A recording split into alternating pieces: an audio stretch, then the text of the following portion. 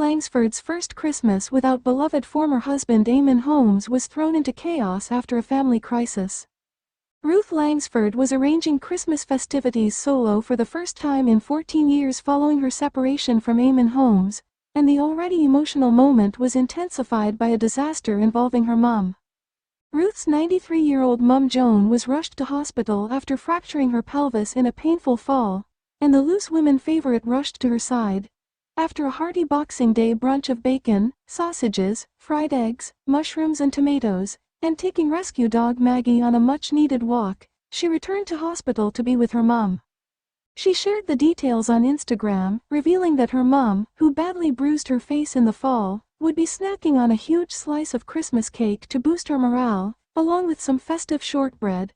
Thanking the snack company, Ruth captioned her story, "Boxing Day hospital visiting. She loved the Christmas cake. Thank you at Nanalili Spuddings." Meanwhile, in another slide, she showed how Joan was keeping herself occupied while her injury healed, quipping, "Nothing keeps her from her crosswords." After returning from the hospital, she indulged in board games and snacked on what was left in her kitchen.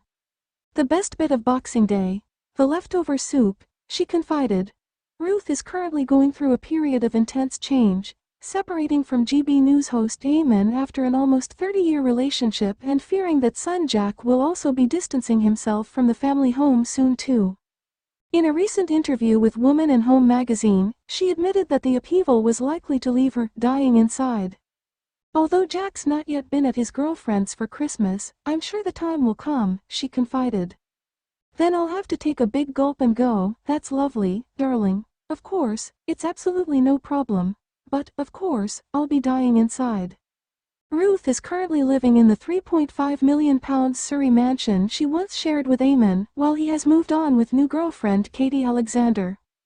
He's previously discussed how he misses his native Northern Ireland and would like to return there in the future.